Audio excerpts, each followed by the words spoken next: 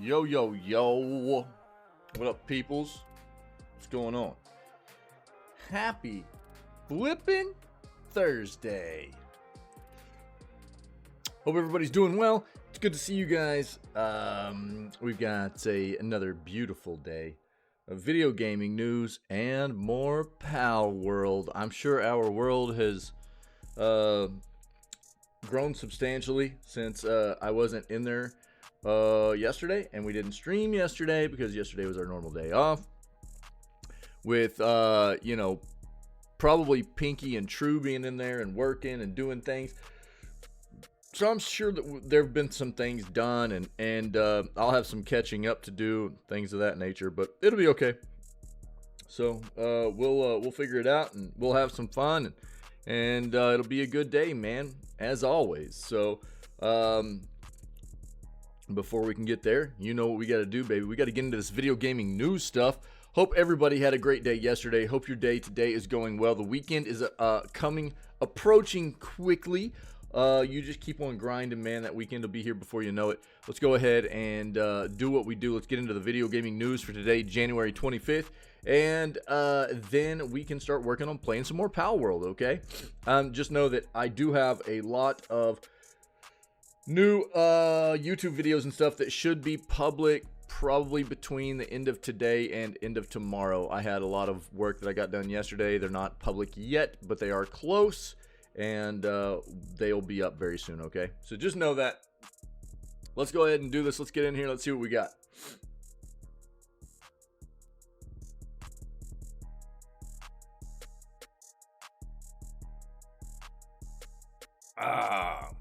So we got a few things up already from community members, such as a lot of what you're seeing here was already provided by our buddy Ferret last night. In this notion, Pokemon Company releases a statement about Pal World saying it intends to investigate and take appropriate measures to address any acts that infringe on intellectual property rights related to the Pokemon. This is something that we expected to happen. The only thing that is really notable here is that this is official now. So honestly, this is not a surprise. This shouldn't be a surprise to anybody. This is something that we were saying would probably happen anyways. This is not a definitive statement saying that they're going to take action. It's saying that they are going to investigate whether or not this is something worth them taking action on. I don't think anybody really knows whether or not there's a lot of speculation on whether or not they have a foot to stand on here in regards to this. And in large part, I don't think they do. Personally, but I'm not a specialist in this area of copyright and intellectual property rights and stuff like that. So this shouldn't be a surprise. We already knew this was going to happen. We knew that they were happening. This was happening unofficially. It's just them coming out with a statement about it. So we'll touch on it real quick. The other thing is we have a couple of things here about Avowed that have come out, and our buddy Tinwin pushed to us, so we'll discuss that a little bit as well, okay?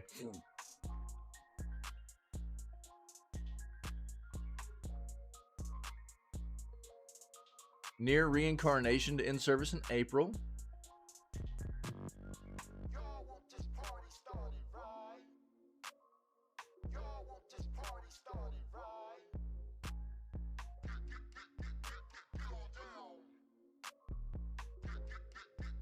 I can tell you the biggest reason, and really the only reason they're saying this right now, 2025 could very well be the biggest year in video games sales to date. It's only because of GTA 6. GTA 6 is supposed to be releasing in 2025, so that's a pretty good prediction and a really easy one too.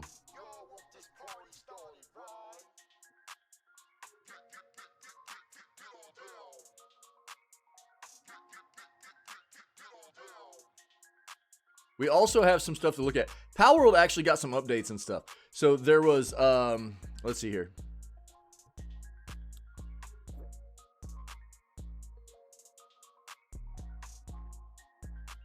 They put out a post. They've got like a roadmap. They've got excuse me, a post about countering cheating, because unfortunately this is something that you always have to deal with in live service games. And then also a patch that got pushed out yesterday. So we will take a look at all that information. Yeah, I kind of, feel the same way, Timlin. Yeah, I mean, look, I've already kind of told everybody that what I expect that game to be as far as monetized and the way they're running that business and how much money they're going to be trying to suck out of people. I'll just watch the world burn, as it were. You know what I mean? I'm not planning on buying into any of that. I could give a crap less. Even as maybe good even as the game could be, I'm so turned off by what Rockstar has become. And good day to you, by the way, buddy. Happy Thursday. So turned off by what Rockstar has become. The kind of like final straw for me here lately was the whole RDR1 thing, where they pushed that game out, didn't touch it, charged everybody $50. How gross is that, dude? So, with that, along with the notion, like, for so long, they've really not cared about anything else, that they should have been trying to give their fan bases, like a new bully game, or more of a focus on RDR2 whenever there's so many people that loved that game and wanted more stuff to do in that game, content for that game. All they cared about was GTA. That's all they ever care about is GTA, I'm the same way, dude. I don't want to support that company right now. I don't have a lot of high hopes for them doing anything for the consumer or player base or fan base to say thank you about how big the company's become because of them, with their release of GTA 6. Just seems like a scummy corporation, And so I'm just going to sit there and watch them do what they do. And, the people that buy into it, gross, way to feed the beast, I guess. Oh, absolutely, Pinky. Yeah, no doubt. Yeah. It'll totally win. Yep. Oh, yeah. Oh, yeah. Yeah, for sure. Yep. Well, because... Yeah, you're both absolutely right. And I wasn't trying to say that, that it wouldn't. That's just my own personal stance, and there'll be a ton of people that will buy the game. It'll be hugely successful. There's no doubt about it. It will be massively successful. Absolutely. I just won't be a part of it. I won't be a part of feeding that thing. And there are just certain companies that get to a point where I don't feel like are worth supporting anymore. They're definitely one of them right now. And yeah. And what up, Pinky? How you doing, buddy? Yo, that flipping bird you got, dude, was gross. I got to get me a burb like that, dog. The yeah, and Rockstar and GTA, especially out of Rockstar, have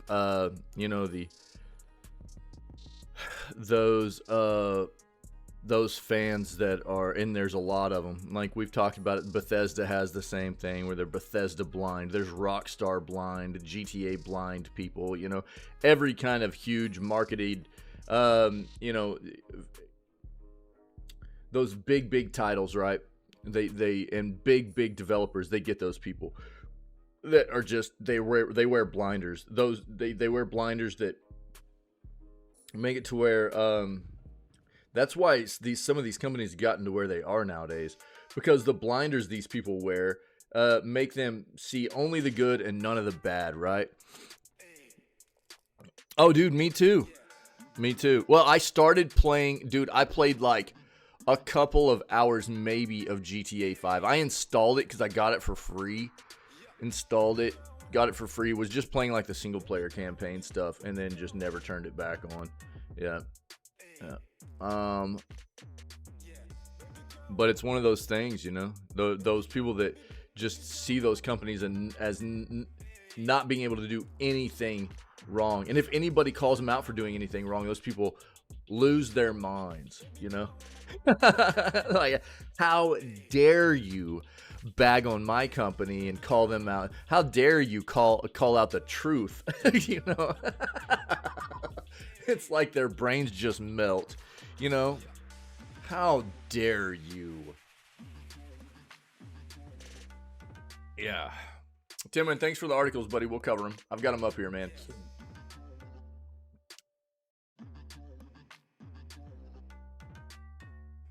Oh yeah, wait. No, I don't think I did see this, but I did want to look at another game too.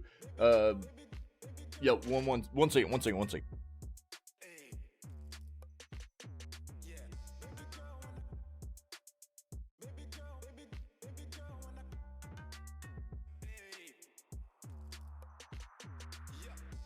All right, sorry. 1 year later for Spoken, maybe worth a second chance.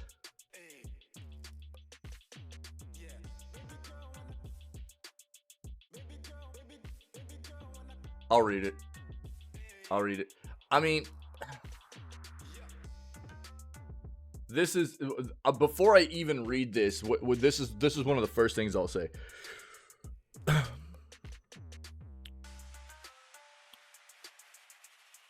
Before even diving into this article, which we'll do here in a bit. Thanks, buddy. The thing that's rough about this, and I'll compare this to something like Redfall, right? Wait, what? Someone made an entire multiverse in Gary's mod. Nice, dude. Nice. That's awesome. First impressions are so much in this industry, you know? They really are. It's not that there aren't companies that haven't rebounded from a first impression and stuff, because it does happen. Yeah. But quite often in this industry, you know, trying to bring a player base back into a game after it has been deemed a stinker in the first place is a very tough thing to do. It has happened. You look at Final Fantasy 14, you look at Cyberpunk, stuff like that, right? Really, dude? That's insane. No way. What the crap? Is there like an article about it or anything, or is it just something you know about?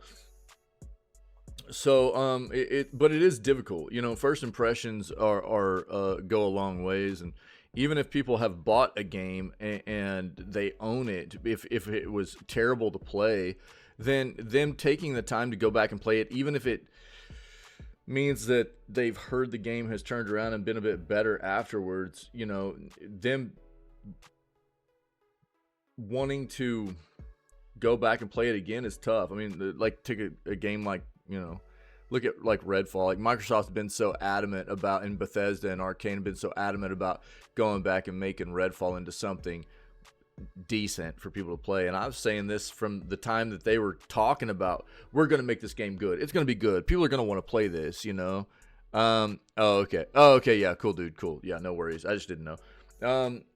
You know, good luck, dude. That's kind of what I said. Like, you know, I think too many people just have a bad impression of what Redfall has been and will ever be to really garner any kind of real, you know, look at getting a huge amount of people to go back and play the game again. It's not that it doesn't ever happen. Again, there are examples, right?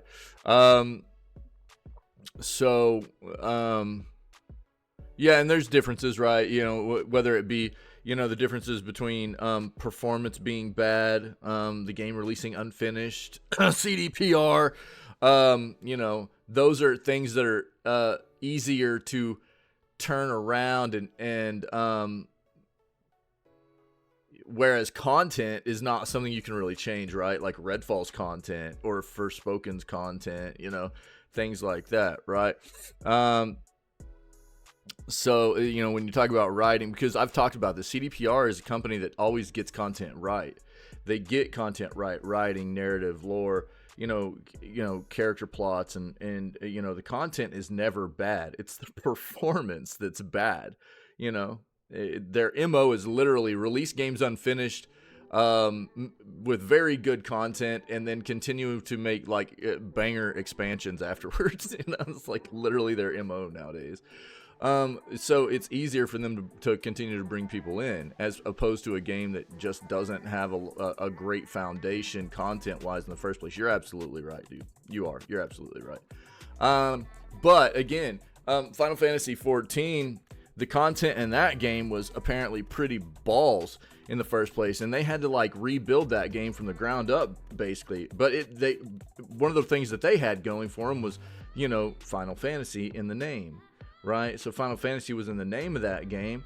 They had, you know, something that was able to garner attention after the rebuild of that game and bring people back into it that way too. So there are different reasons why it can happen. The other thing, you know, that kind of sucks on this front is that even if this game was worthwhile going back and taking a look at, the company that made this game is gone. That sucks for them, you know? So the development team behind Forspoken, what was the name? It started with an I, didn't it? What was the name? I'm blanking it right now. About 3 months after Forspoken released, Sony dissolved them. Yeah, it was a corporation under Sony, and they got dissolved like 3 months after the game released because it didn't hit sales expectations and stuff. And Sony was like, "All right, you're done."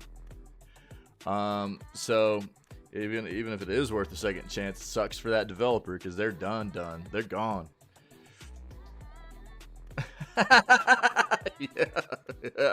Yeah. So you're absolutely right, Timwin. Yeah, there's something to be said for that, you know.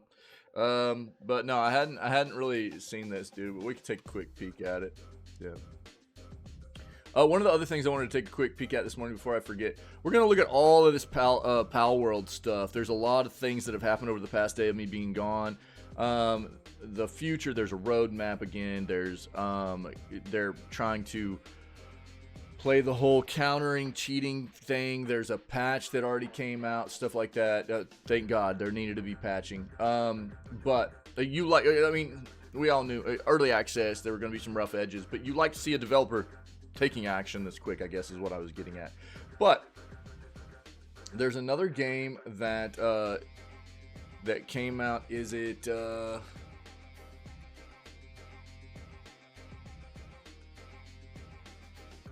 what's the name of that game, dude? I can't remember. Is it Enshrouded? Yeah, Enshrouded.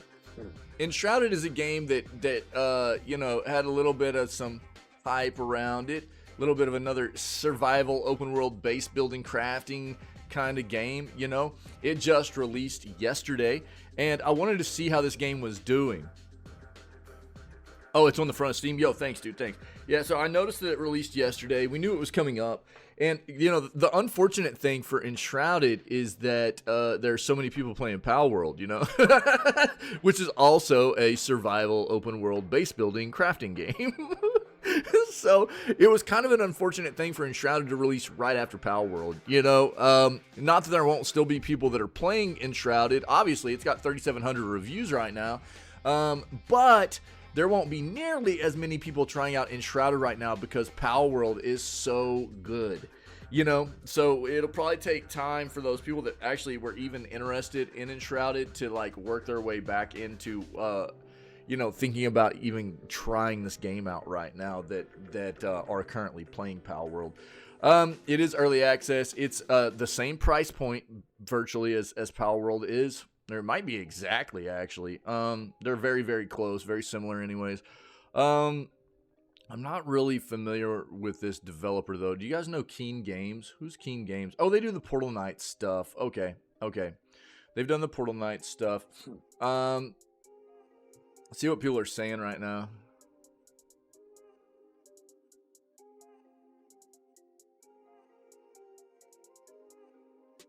Valheim has friendly NPCs, voxel base building, tunnel digging, including through floors and walls. Day one purchase, enough said. Then, like, one of the negatives. This game is alright. Bringing up the map drops my game to 5 frames per second. That is all. Better than Pal World. Interesting.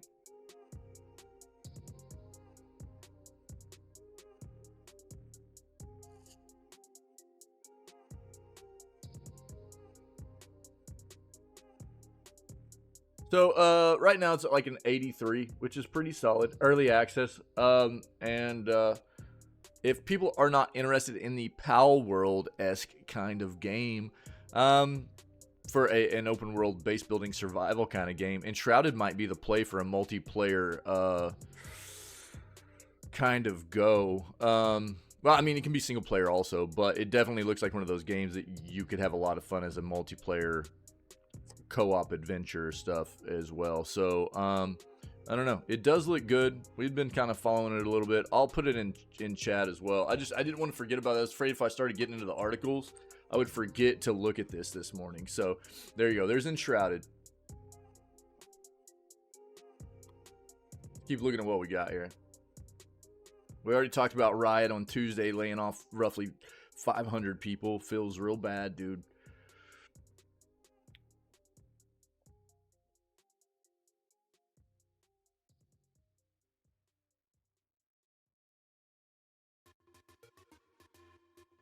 I'm gonna stick by my notion here. I feel like there's this whole, is, you know, Pal World just Pokemon with guns? No, I think the narrative needs to be spun here into basically, Pal World is most of what Pokemon should have transformed into by this point a long time ago. I think that the way that it's being, the narrative in a lot of these articles and the titles, the way the narrative's being driven is, and I understand it. Pal World's brand new. Pokemon's been around forever, but the potential that Pokemon has had for such a very long time, and they've just been real uninventive with Pokemon in large part. In large part, they haven't taken Pokemon in a direction in which I feel like they should have, which is what Pal World has done. And I feel like what we should be saying is Pal World is actually an evolution over Pokemon and what Pokemon should have been a long time ago, probably. And then I get it. There's some things about Pal World that's probably a little bit too mature. Some of the, including like a lot of the weapons and guns and stuff that Pokemon you probably won't ever see, right? But as far as, making a more immersive, interactive environment between you and the monsters, that should have been done a long time ago in Pokemon. It's something that's been expressed throughout the IP of Pokemon for a long time about how much the Pokemon are something that help you out as, other than just being a trainer, other than just battling and stuff. Yet it's never been, fleshed out in the games for some reason. Why, I have no idea. The premise was, there. The potential was there. It's been there forever, and they just haven't ever, tapped into that potential. And now Pal World is. And now Nintendo's throwing a fit. Now Nintendo's like, oh man, we should have done that. We're going to talk about that, though.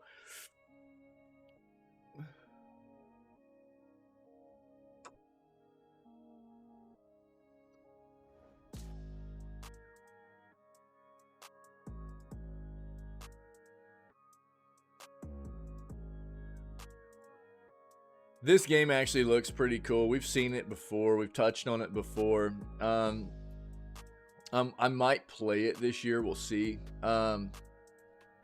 It looks pretty wild. It's basically this premise of like kind of 2.5D, 3/4 top down, where or not 2.5D. It's just like 3/4 top down, where you've got this it's live action, but it's zombies, right?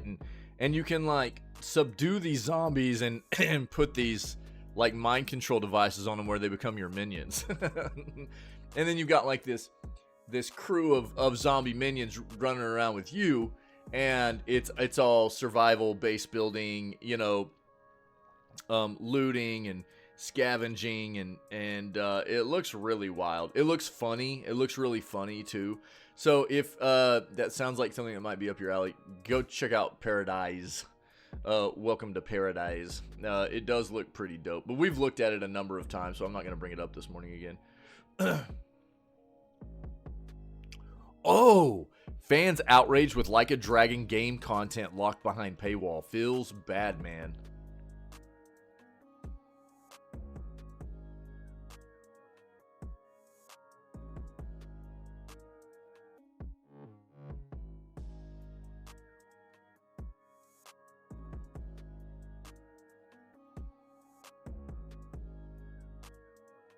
Isn't ByteDance just crushing all of their gaming ventures, though? Didn't we read this? ByteDance is... That's the whole TikTok place, right?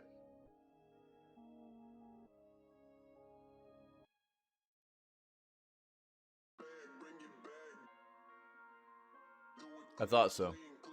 Maybe I'm wrong. Let me see.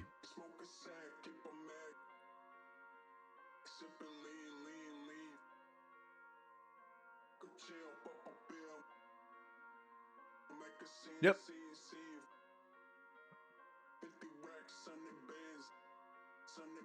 Yep. And they've been just crushing all their gaming stuff underneath them. They went out of the gaming stuff. So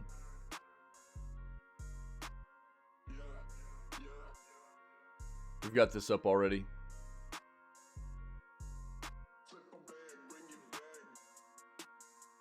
Dude, another studio under Embracer is just getting gutted. Black Forest Games laying off 50% of their staff. Jesus.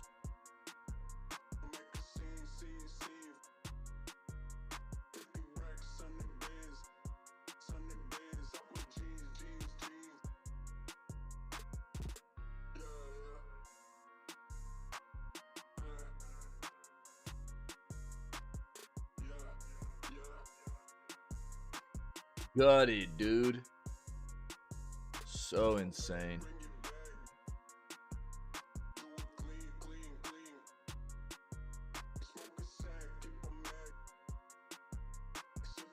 Until Dawn is apparently getting a PS5 and PC release.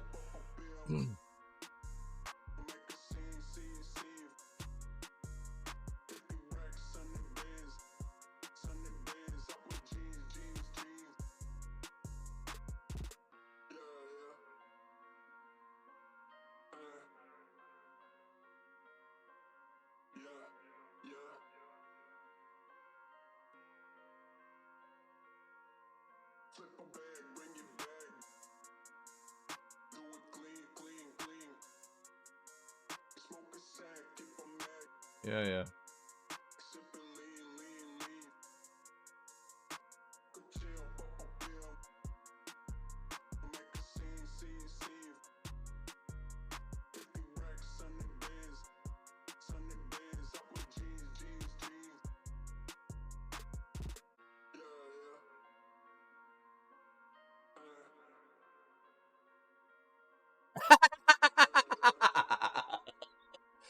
Guys, are you seeing this? Dude, the day before devs, quote, we implemented everything shown in the trailers.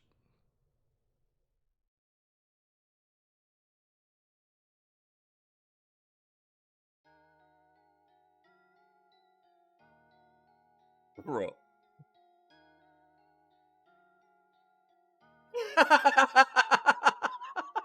These fools, dude. What a missed opportunity by these idiots, dude.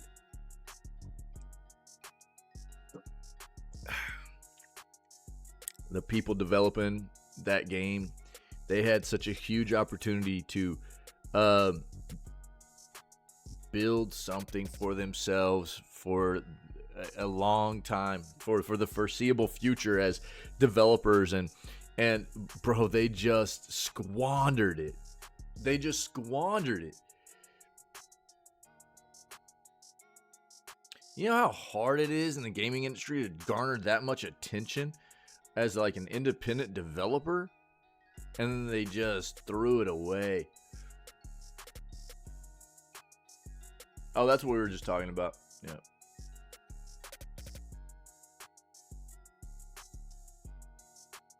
Oh, bro, this has got to be the same developer out of Black Forest. Is that, or not Black Forest, but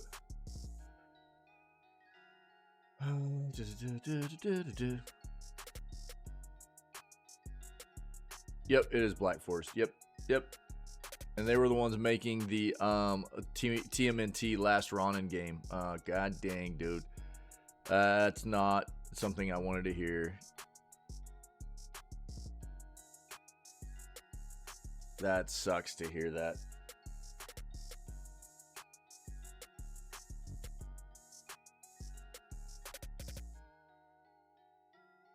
Yeah, don't forget, Nintendo is turning off all online play for the 3DS and Wii U on April 8th because they suck.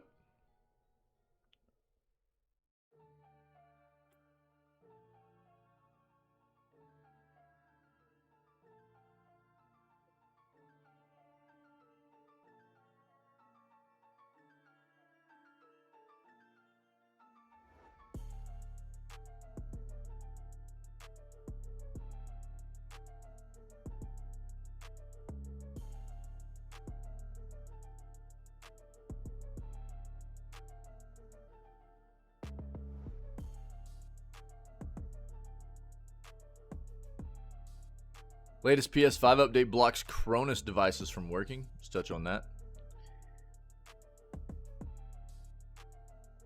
That was funny. We already talked about that though. The Pal World Pokemon mod.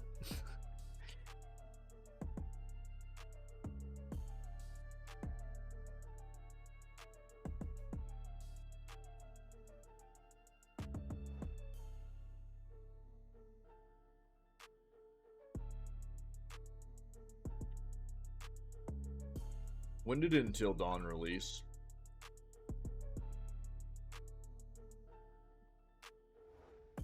Yeah, okay.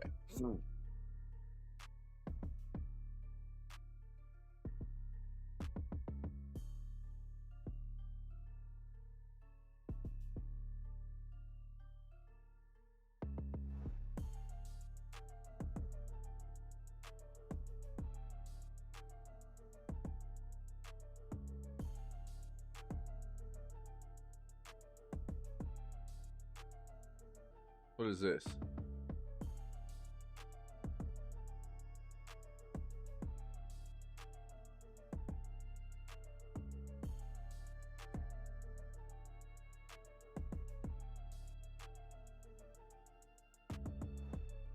Oh, this is the original Hellblade game. Yeah, currently selling on Steam for $3 US. Yeah, it's on sale right now. They're trying to get people ready for the next one coming out. That's basically just a movie and only 8 hours long. So I've got an article, dude, going on our YouTube page. I've got a VOD that's going to be talking about that, about how I think that Hellblade 2 is just going to be a cinematic experience, and it's being basically thrown around that game is literally only going to take about 8 hours to beat. So that'll be going up probably tomorrow night. It'll probably be public by then. I've got a little bit of editing I need to do to it. We already knew this as well.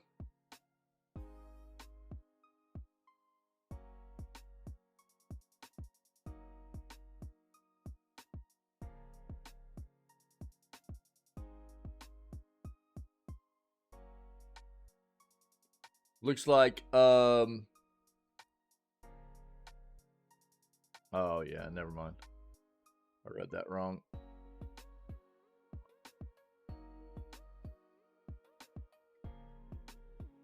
Yeah, we'll talk about that too.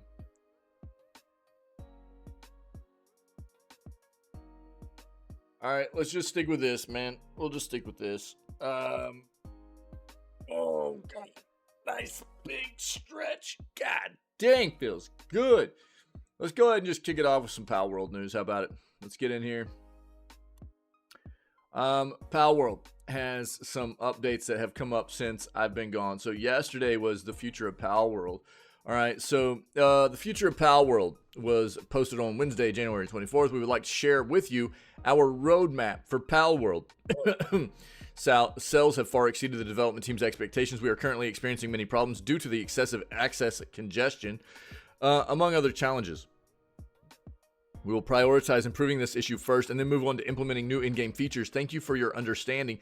Early access roadmap. You can see at the very top here, addressing critical issues. Currently, numerous bugs have been identified. We are prioritizing fixing those issues. Sometimes the world date may experience rollbacks. The loading screen may persist when trying to load into worlds, and so on. Improvements to implement ASAP. Key configuration improvements. Improvements to base PAL AI and pathing. Yeah. One of the biggest issues there is when you're logged out. So the biggest thing is when you're logged out.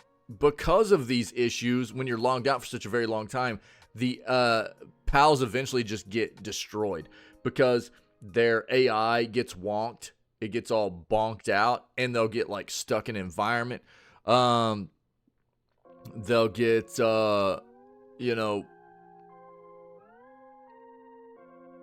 just locked into a mode where they'll just like not be moving around or something, so they don't eat. So therefore they start starving, then they get injured or they get sick or what have you. There's a lot of different. So if you're in the world, it's easier to navigate because if you see it happening, you can just pull them back into your PAL box and then put them directly back into the base, and then they kind of reset, right? But a big part of this is because their AI kind of bonks out every once in a while, and so that being improved is going to go a long ways, because therefore you won't have to worry about every time you log back into your server and just knowing that your pals are going to be jacked up. They're going to be busted, and you're going to have to spend significant time working on getting them medicated and back into action and stuff. Planned future updates: PvP, raid bosses, in-game content, PAL Arena, PvP for pals, Steam Xbox crossplay, various Xbox feature improvements, server transfers and migrations, improvements to the building system, new islands, pals, bosses, and technologies. Yeah, I mean, that's appropriate, right? So PvP we knew was on the slate. And honestly, for me, I think that's kind of cool.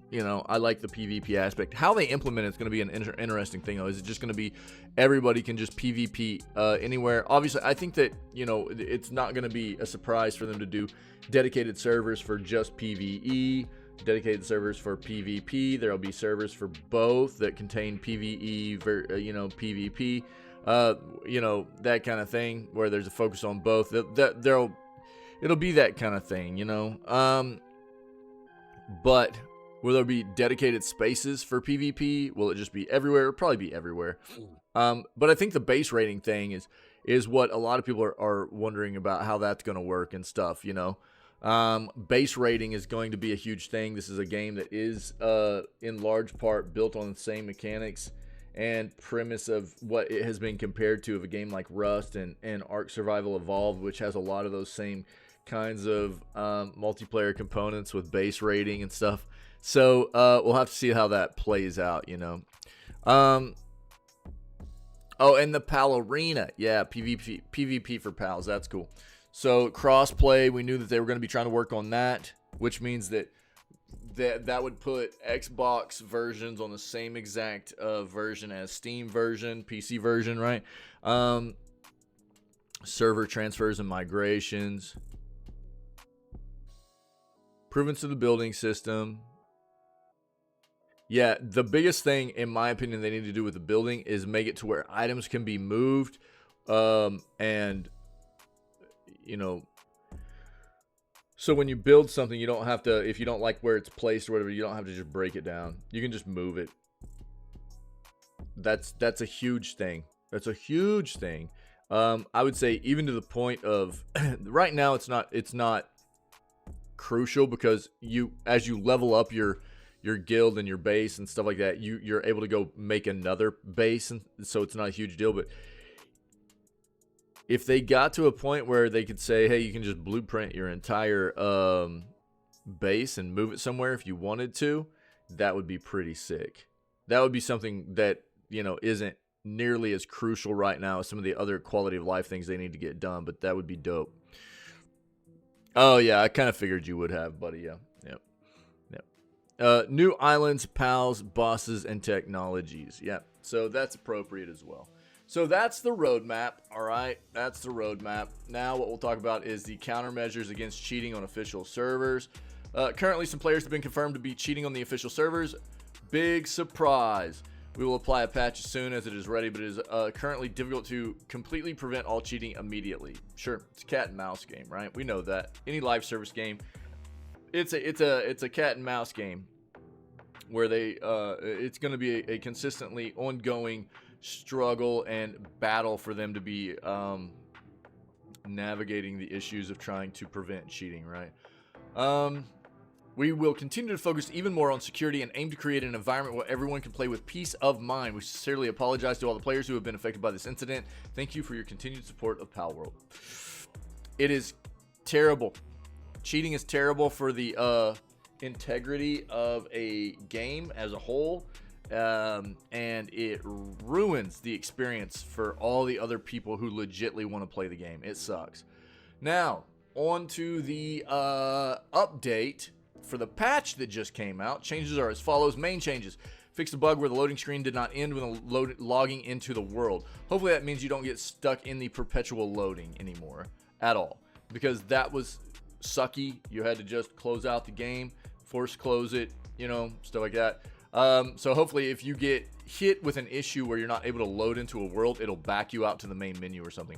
Fixed a bug where the world date was not displayed correctly and appeared to reset. Corrected various incorrect text. Countermeasures against various cheats and exploits. Cool. Continue to place top priority on fixing major issues. Thank you for your continued support of Palworld. Nice. Cool.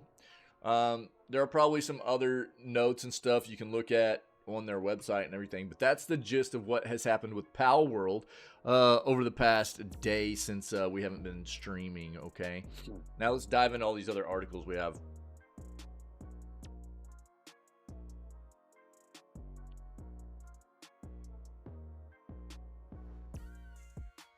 Latest PS5 update blocks Cronus devices from working. If you search for Cronus Zen on Google, you'll see that the title returned in the search field boasts Cronus Zen now with full PS5 support. Well, thanks to the latest PlayStation 5 update rolled out by Sony, that's no longer the case. When you navigate to the Cronus website, you're met with a message informing you that as of January 24th, Cronus Zen devices no longer work on PlayStation 5 consoles. Sorry, cheaters, not sorry. This is what you get in case you've never heard of Cronus Zen. I'll enlighten you. It's a small but powerful device that permits users to almost maliciously modify their controllers and use macros to alter things in-game like recoil and aim assist. Gross. They're commonly used by ill-intentioned Call of Duty players to gain an advantage in a game with already forgiving mechanics for controller player-based gamers. Yeah. As per Cronus' message following the recent PlayStation 5 update, these devices are no longer functioning on Sony's current powerhouse of a console. We're aware of an issue with Zen and PS5. As of this morning, the console is prompting everyone to update. If you do, Zen will no longer connect to the PS5 without disconnecting. Cronus recommends that players don't download this update, offering players a workaround that will keep their little devices working just fine. The firm also stressed that it hasn't got a clue when the functionality will be switched back on, stating that it could be 24 hours, 24 days, 24 months until the Cronus Zen devices work on PlayStation 5 consoles again. So if that PS5 player with a suspiciously good aim or remarkable in-game abilities suddenly bombs out in every match and can't hit a shot, you know what's happened. Unfortunately, there will be legitimate users impacted by this too. There's another use for the Cronus Zen, and that's for disabled or less physically capable players to remap or modify their inputs to better enjoy a game that would otherwise be out of their reach. But that's not what a Cronus Zens are best known for these days, sadly. Yeah, we talk about that a lot. It's an unfortunate thing that there are devices like this that can be very, very useful for people with disabilities. It's a great thing for accessibility, but anytime something like this is made, you know, it's quite often used for, you know, ill gain, you know, more malicious purposes and things like that. And so it's gotten to a point apparently where PlayStation is like, yo, we need to shut this down. We can't let this continue. Yeah. You know, to all those individuals out there affected that were using this as an accessibility tool, go throw shade on all the cheaters, man. That's where your hate needs to go.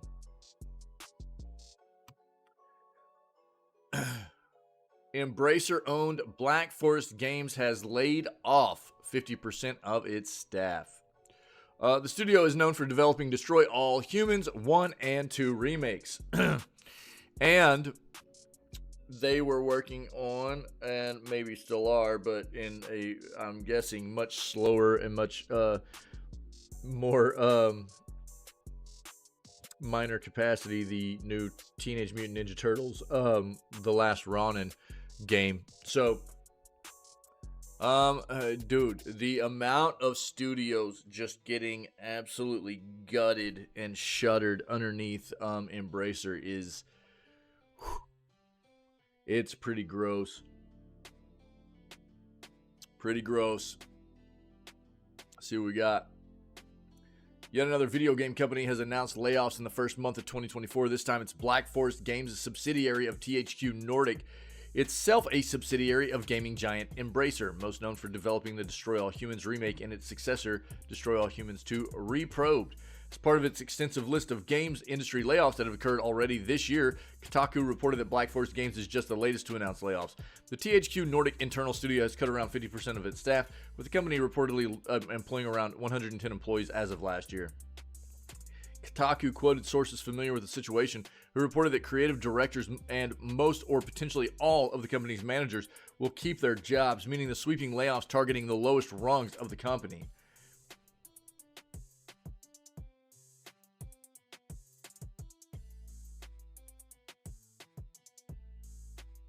I mean, this is what it always is, right?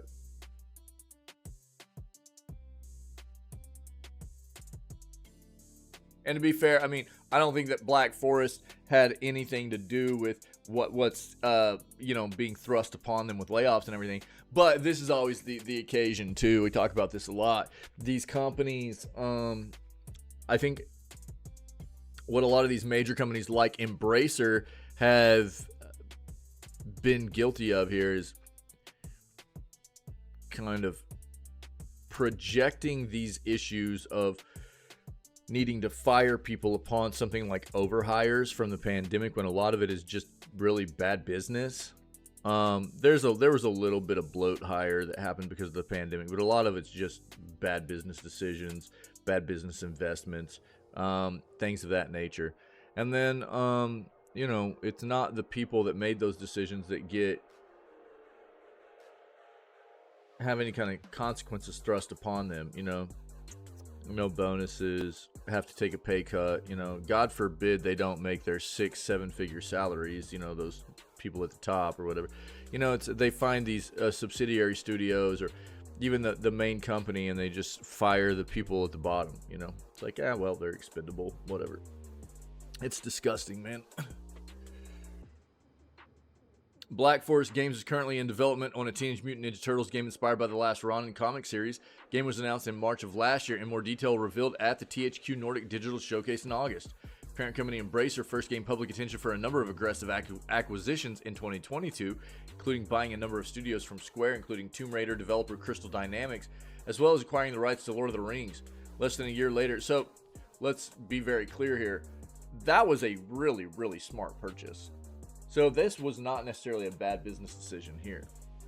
So for $300 million, which in the grand scheme of things, what the crap? Hold on.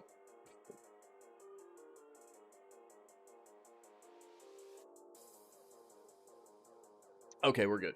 Sorry. So in the grand scheme of things, for $300 million, Embracer was able to acquire all the North American development studios that were underneath Square's label. And it was like about 4 different studios, most of them in Canada, if not all of them, I think. And along with that, they got the IPs of Tomb Raider, Deus Ex, and Thief. All of those, right?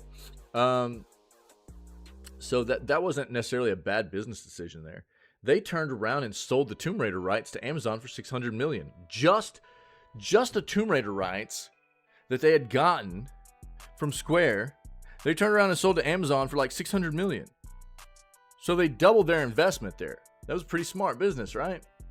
But it hasn't made up for all apparently a slew of other bad business decisions that has led to them just crushing subsidiaries, firing mass amounts of developers, you know. Less than a year later, Embracer announced that it would undergo a restructuring that would see the studio closed, studios closed, games canceled, and employees laid off across its umbrella of companies. Yep.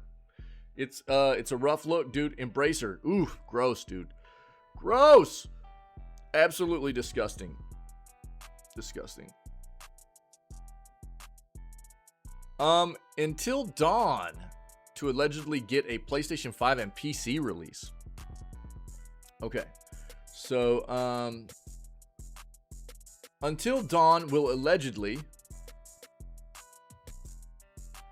be getting a PlayStation 5 and PC release soon, according to Deal Labs. According to the Wednesday report, it was hinted that an announcement of a new Until Dawn release will be coming in a matter of weeks, 15 days specifically. That said, not much is known whether this new release will be a total remake or a remaster. I'm going to pull something up. We saw a remaster. Deal Labs suggested that the release will lean towards a remaster to bring Until Dawn up to the graphical capabilities of the PS5. Additionally, the report was uncertain to when the alleged remaster would be released, despite the title reportedly being in development for around a year. That said, the report suggested that Until Dawn's remaster could be announced at PlayStation's next State of Play, likely due to recent rumors and leaks of big new releases coming to the PS5 like Death Stranding 2. Supermassive Games' interactive horror game Until Dawn launched in 2015. I was about to note that, but I'm glad that they did it. Players take the role of 8 friends trapped in a snowy retreat deep in Blackwood Mountain. Every choice has its consequences, and players need to choose carefully if they want everyone to make it out alive. This is more of an interactive, a cinematic experience is what this is. It's a visual novel kind of choices matter kind of situation, if you will. Since its release, the game had enraptured the gaming industry with the many gory scenes hidden in its interactive narrative. And with that success, Supermassive went at it again and released another interactive horror game, The Quarry, in 2022. Wouldn't be too surprising to see an Until Dawn remake, especially considering the recent news of its movie adaptation by both Screen Gems and PlayStation products. Okay, so the game is 9 years old now.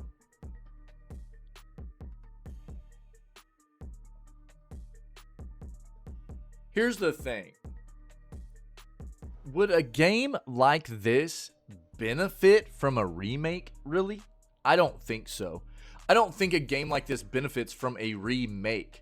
What are you really going to do to change anything? I mean, this isn't the type of genre that benefits from a remake all that much.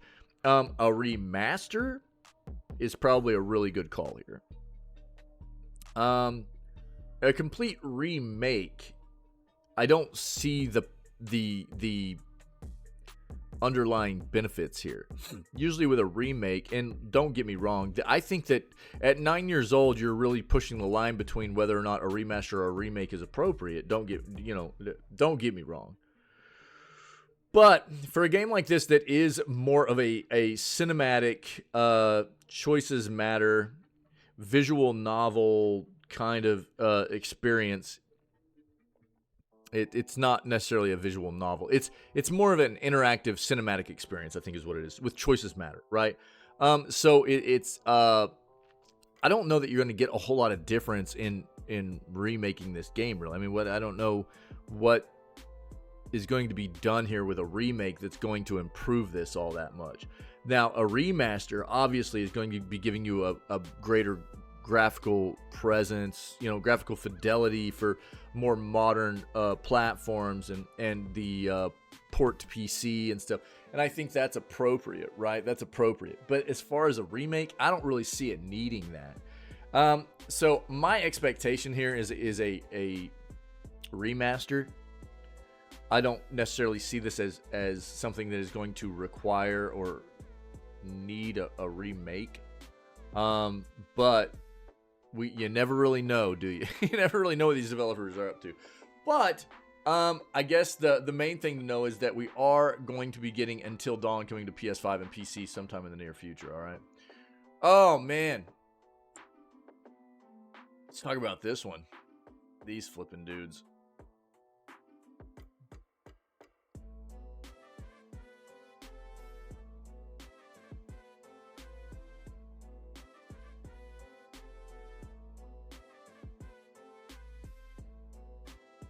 So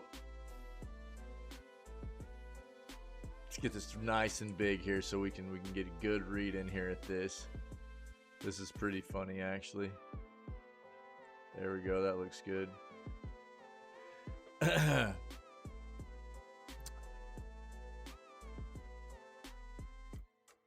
day before devs, we implemented everything shown in the trailers.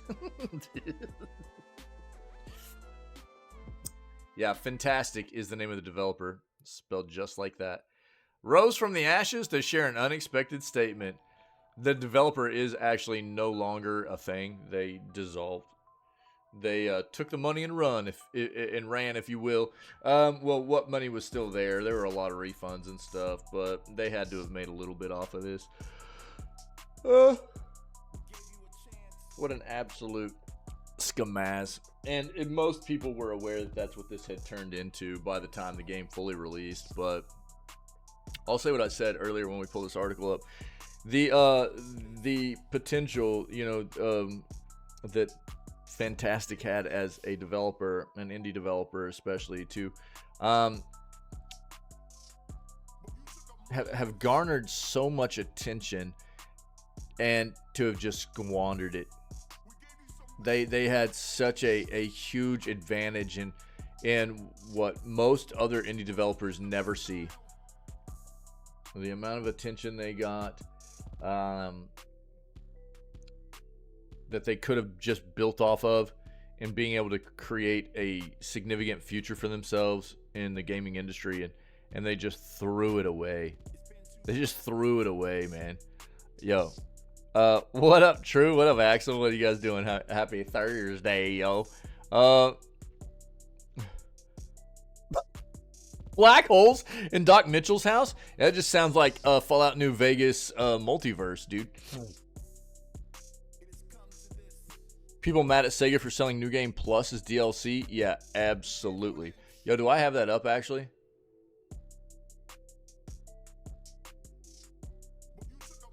You're talking about Like a Dragon? Is that like the Like a Dragon stuff? It probably is, huh? Yeah, that's disgusting, though, Axel. I'm actually about to hit on that article coming up next. Power World controversies are weird. Yeah, you're not wrong, dude. Yo, what up, Axel? Yeah, I love the day-to-day concise synopsises that Axel brings in for what's going on, in the video gaming news. It's pretty good stuff. Yeah. What up, True? How you doing? Happy Thursday. It's good to see everybody after being gone yesterday, man, as always. So let's keep talking about this. Yeah. So let's see what they had to say. Implemented everything shown in the trailers. Shortly after the announcement was shared on Twitter, it received a community note that described the "we only disabled a few minor features" comment as a blatant lie, using an Insider Gaming article and a comprehensive video breakdown listing the features that were present in the trailer but not in the final product as evidence. The game was a scam by every measurable metric. Yeah, no doubt.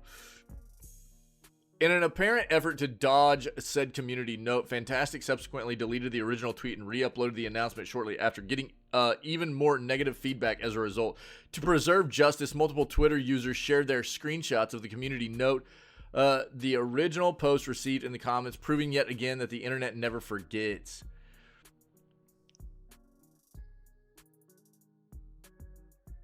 The original article. In a turn of events that literally no one could predict, Fantastic, the development studio behind the infamous zombie shooter the day before, has once again risen from obscurity and issued an official statement addressing the alleged misinformation from anonymous sources regarding the game itself and the studio as a whole. In the announcement, the team wrote that they didn't deceive players with the day before. Yeah, you did, dude. Claiming that at the end of the day, everyone received a refund when the game was deleted from Steam, even those players who didn't ask to get their money back. We didn't take a penny from users, didn't use crowdfunding, didn't offer pre-orders. Statement reads, even after the game was closed, we, together with the publisher, returned money to all players, including forcibly issuing refunds to those who did not request them. How many companies return money like that? It was still a scamaz because you baited people into buying a product that was nothing like you were promoting it to be. So that's always going to present a an issue with people feeling scammed.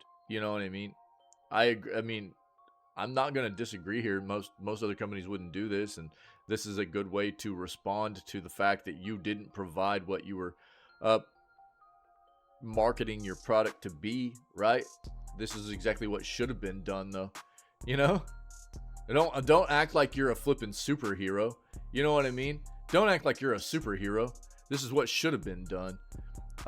They further criticized content creators and streamers, saying they were the only ones who actually made money on the day before by creating false content to gain views and followers, exploiting the lack of information about the game's development. The negative bias instilled by certain bloggers making money on hate affected perceptions of the game. It continues, look at unbiased gameplay like Dr. Disrespect stream at release. Despite the initial bugs and server issues, he liked the game, which we fixed later, and the game received improved reviews over the weekend. Unfortunately, the hate campaign had already inflicted significant damage. As a cherry on top, Fantastic declared that they implemented everything that was shown in the trailer, save for a few minor features, like parkour. We implemented everything shown in the trailers, from home improvement and improvements and a detailed world to off-road vehicles. We only disabled a few minor features like parkour due to bugs, but it planned to include them in the full release, the studio wrote. Previously, a rumor circulated online that Fantastic had started working on a new mobile game months before the day before its launch, and is still developing it despite the TBD fiasco. Whether or not the newly issued statement is an attempt to garner some attention before the new game's announcement is up for debate at this point. Interesting. I mean, this is one of the most, like, one of the weirdest situations I've seen in gaming over the past couple of years, honestly. It's really, really odd. Really weird, dude. Yeah, I think this is probably what Axel was talking about here. Yeah. Oh, yeah, I'm doing well. True. Thanks, man. I'm tired, dude. I'm tired. I couldn't roll my butt out of bed this morning. Other than that, dude, I'm great. Yeah, always good to be back. Always good to be back. I had a rough day yesterday. Yesterday was busy. So I didn't get any of the content. I've got a lot of content that is getting prepared to be made public on YouTube. None of it's public yet, but it's all kind of exported over there and stuff. I did a lot of highlighting yesterday and stuff, but I had a bunch of life stuff going on I had to do too. So yesterday was just stupid busy. It was crazy. So I'm glad to be back. I'm glad to be getting into Pal World. I was jonesing for Pal World all day yesterday. Feels a bit bad knowing that I'm going to be hopping in there and be so far behind, you know, but it's all good.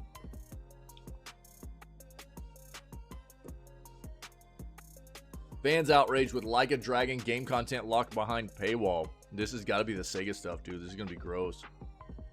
Yakuza's Like a Dragon Infinite Wealth is an upcoming role-playing video game that has placed a popular feature behind a paywall, angering fans. Due for release on January 26th, which is tomorrow, the latest installment of the Yakuza franchise, like most video games in recent years, comes in a variety of editions, from standard to deluxe and ultimate. While this in itself is not unusual, the different editions generally include extra content that's not essential to the game, or sometimes even physical goodies, like posters, badges, and so on.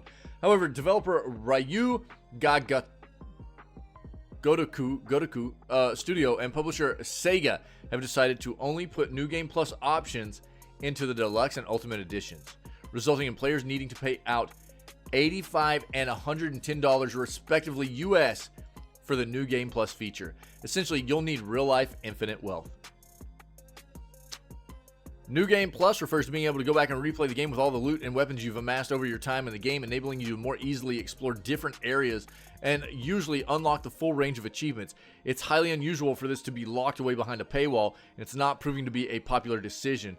One fan of the game described the lack of New Game Plus as a massive disappointment, writing on X, "I don't know why they decided that that's not necessary, since the Kaido files. Premium Adventure is still in, but that's still a huge bummer." Over on Reddit, the top comment on the Yakuza subreddit states, "It's not bizarre, it's just greedy." Absolutely. This is it. This is it right here. This is it, dude. With over 1,000 upvotes at the time of writing, I strongly dislike the cutthroat approach to DLC and locking a basic feature behind a paywall. It's not just among fans. The decision is being criticized, with Yang Ye, the voice actor of one of the game's two protagonists, Kazuma Kiryu, Also posting on X, no game should lock New Game Plus behind a paywall. Absolutely not. Doing so hurts community goodwill and replayability and a net negative in the long run. You are absolutely right. I've expressed this stance in the past, and I'll express it again. No game should lock New Game Plus behind a paywall. Doing so hurts community goodwill and replayability. A net negative in the long run. It should be a base feature or free update for any game that supports it. Dude, what's going to happen next? It's going to be like, yo, you want button mapping in game? That's DLC content. You want an FOV slider in game? DLC content. You know what I mean? Like, you want video options, you know, for to match your monitor resolution? DLC content. You know, like, this is where we're headed right now with all this crap, dude. This is disgusting. So gross. Absolutely unacceptable. Nobody should be buying this game. People should be boycotting this game. Nobody should be buying this until Sega backtracks and fixes this. This is disgusting. This is one of the problems that this is. If people support this, if people buy this game and support this, this exacerbates an issue for us as consumers and gaming enthusiasts moving forward. This is not good. Not good, man. Near reincarnation to end service in April. Final chapter of its current story arc will conclude on March 28th and will run until the game's service ends on April 29th. So, that was a great article.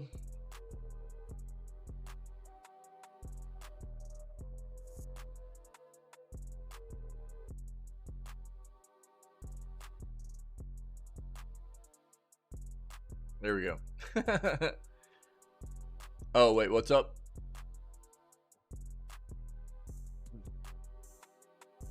Superhero. Sphere. Pal Sphere. Equals Pal World reference? Yeah, exactly, dude. Yeah, you got it, dog. You nailed it. Didn't think Pinky got on it at all yesterday. He must have been hiding from me. In invisible mode. He'll do that sometimes, yeah. Yeah, you got to be careful. Didn't do much actual progress, though. Just collecting green statues. Revealed like 70% of the map. Showed people. Oh, that's cool, man. Right on. Not actual leveling. Oh. Well, you were still like what, 4 or 5 levels ahead of me when I quit on Tuesday. So I got some catching up to do anyways, even if you didn't level. Mine like 400 ingots total. Oh, still haven't. That sounds about right, dude.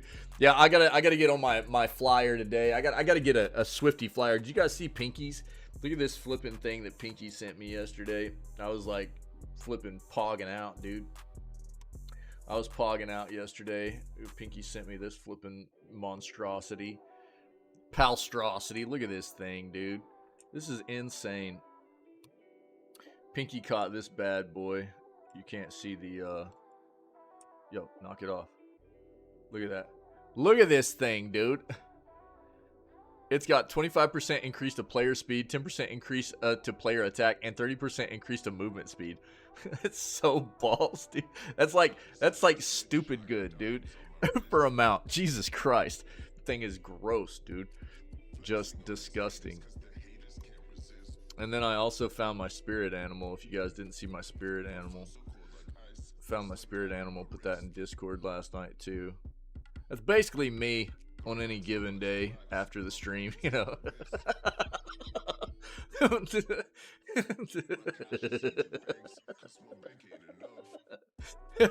Well, I guess during the stream too, but you know, you guys just don't get the full picture. I saw this image and I was like, bro, that's totally me. It's me, baby. Oh, Jesus. All right, let's keep going. So, notice of story completion countdown event released for Near Reincarnation. All right. Let me see something right quick here. That'll be fine. We're good. All right. To begin, we regret to inform you that Near Reincarnation will be ending service with the conclusion of The People and the World. The final chapter of The People and the World is planned to be released March 28th. The game will run for a month following the final chapter's release until April 29th, when service will officially end. We would like to express our deepest gratitude to our players for your patronage over the 2.5 years since we launched on July 28th of 2021. Until the end of service, we will continue to add content and characters, as well as hold various events and campaigns, so we hope you will continue to enjoy Nier Reincarnation until the end.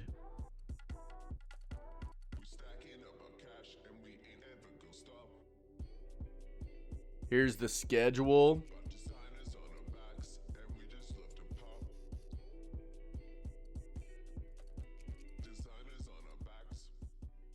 I think that's everything else down here is basically just info for people playing the game, you know, but that's what people need to know is like this game, which I think is just primarily a mobile title and stuff, is shutting down, man.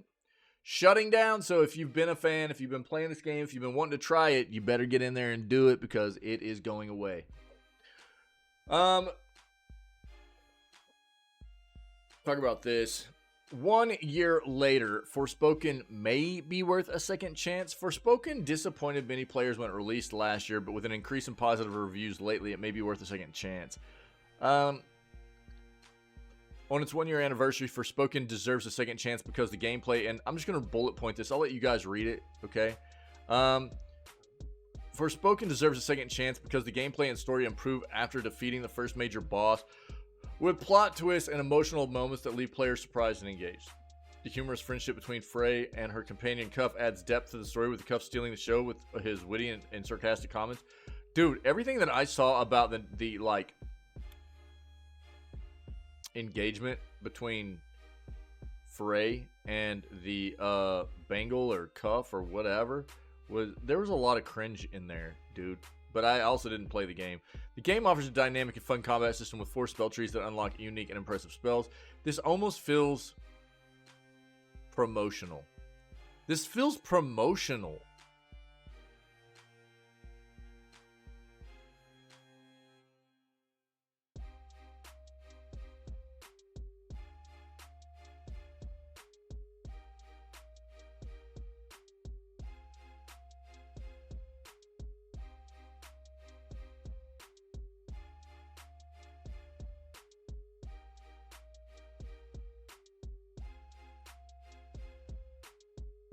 Bro, it's still selling for $70. What?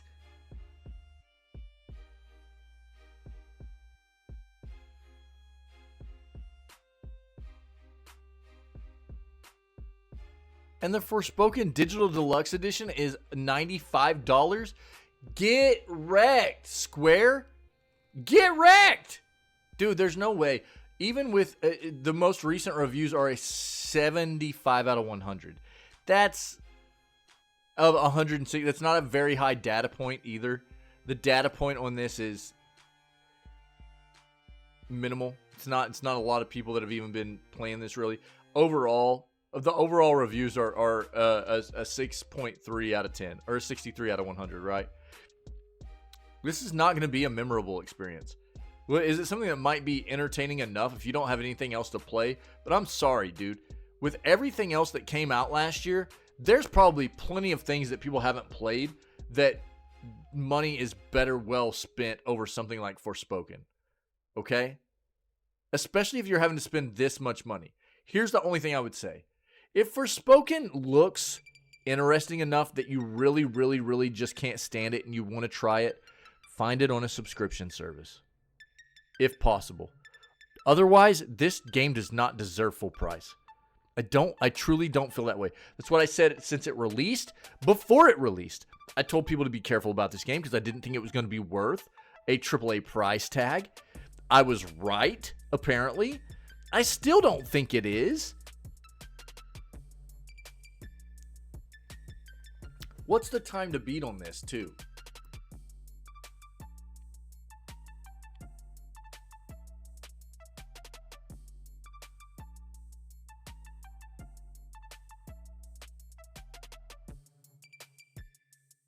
$14 hours. Now, if you are a completionist run, probably somewhere around 50 to 55.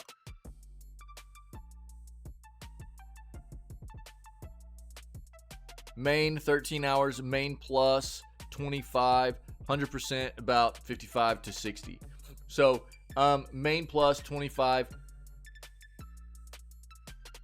Most people probably get about 30, 35 hours out of this game, more than likely, something like that. But for a game that, you know, isn't giving you fantastic content, is it worth that price tag? Absolutely not. No way. Nope. Not in my opinion. Everybody's got a different kind of view on this kind of thing, respectively. What kinds of genres appeal to you, your kinds of content that appeals to you as a preference and things like that. So, but for me, no. Yeah, at the very least, if you're really interested in playing this game, I'd say wait for it to go on sale or play this on a subscription service. This is a game that had issues on release with performance. So that just straight up front, in my opinion, goes, nobody should buy this at a full price point. Anybody that wants to buy this game should be waiting until it goes on sale anyways, because buying this game at a AAA price point, a full retail price point, is supporting the developer for releasing a product that was not fully finished on release. You know, and that's not something we should do. But also, this isn't just great content. It's just not, dude. It never was. It never was. Most people are going to have a mediocre experience with this, I think. Not phenomenal. It's going to be really a forgettable experience, I think. It's not going to be something that sticks in your mind. Even if you go off of like a 75 rating, you know, what's the Metacritic for Spoken right now? Let's look at everything we can here about this.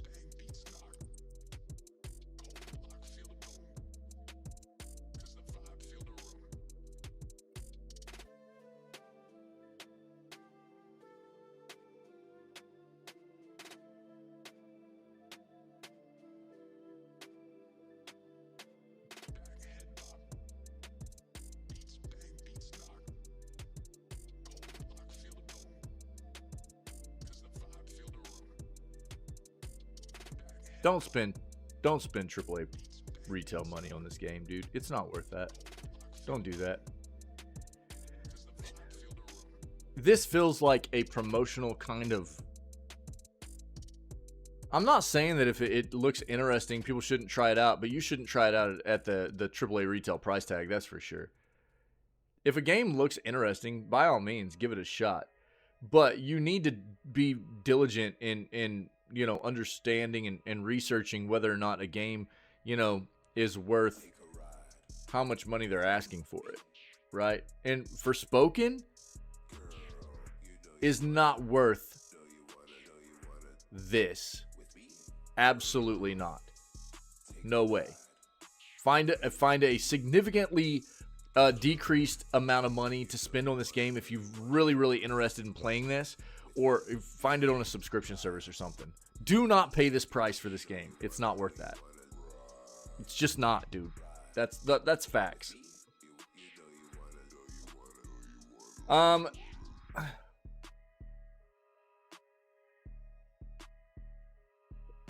So we've got a little bit of news on the front of Avowed. Shout out to Tim Wynn. Thanks, buddy. More gaming news. Hasbin Hotel, new episodes released today. Oh, yeah. I knew you were about that show. I saw it on, I haven't watched any of it, but I did see the thumbnail for it and stuff as I was trying to find something to watch.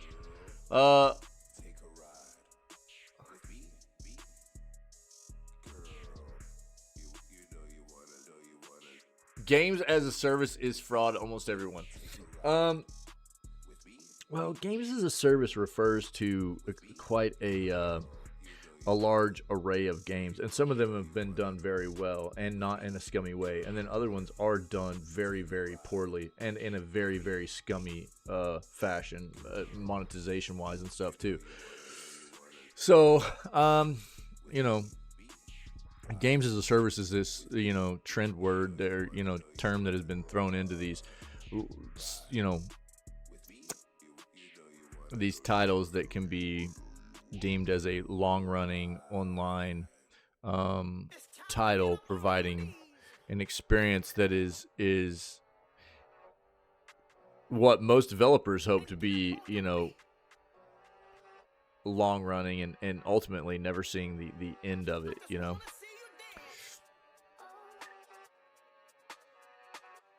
Exactly. Yeah, do you know what, dude? I bring up that Axel. I bring up that comparison all the time. I actually had a huge you know, talk about this here over the past week, and I talk about it from time to time. You know, it's an important thing to I think discuss, and I think more of us as gaming enthusiasts and the consumers of these products need to be aware of is, like, you know, I think it's so weird to me that so many people are so quick to go spend like $70 base price on something like Spider-Man 2, when that game, I'm sure, is content-wise very good, but it's also only a 15 to 20 hour main story completion game, right? You can get a little bit more out of it if you really, you know, ring it. You know, you really, after a lot of the side content and stuff, you can get some more out of it. But really, I mean, you're talking about 35 hours probably tops. 40's pushing it probably. You know, that's at the base game, not the deluxe editions or anything like that. You're talking about a $70 price point. And then you go, you know, people play these free-to-play titles that are very well-developed games, whether it be something like Path of Exile, or, you know, it could be Rocket League, it could be, I mean, you name it. There are a lot of really good free-to-play titles out there. And people will get thousands of hours and not even think twice about putting money into the developer. And it's like, that's not really fair, you know.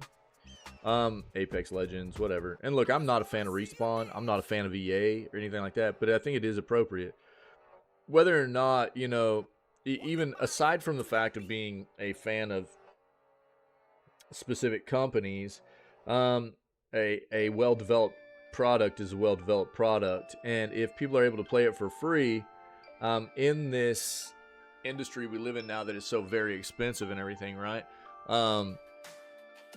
It's, I think, important that people take a hard look at where you're getting a lot of your entertainment from, and you know, if you're getting a substantial amount of entertainment. And I'm not one of those people, I'm not going to say that every game should be monetized in a fashion where you pay to play, right? It shouldn't be a situation where you pay per amount of time you're getting, or pay every time you turn it on or anything like that, because that's definitely not the case. But I do think it's something that more of us should be taking a critical look at, how much time we're getting in these titles. You know, a substantial amount of entertainment is being had out of these titles, and, you know, at some point, a modicum of you know, putting back in and saying thank you to the developers is appropriate, in my opinion, for whatever you can afford. But if people can afford $70 for a 30-hour playtime, can they not afford 30 or 40 bucks for the 500 hours they've spent in another title? You know, I think that's appropriate. Most people don't take a look at it like that, but I do think that that's something that people need to be better about. I agree, man. Yeah, I agree. All right, let's get into this. So, shout out to Tim Wynn for these articles. You know, we've been seeing more and more stuff about Avowed. I'll stick to my sentiments. I think that Obsidian is a banger developer. They're very, very good at what they do. They make quality products all the time. Products that are very engaging, great stories, great gameplay. The content's fantastic all the way through and through. But, and the performance is good too.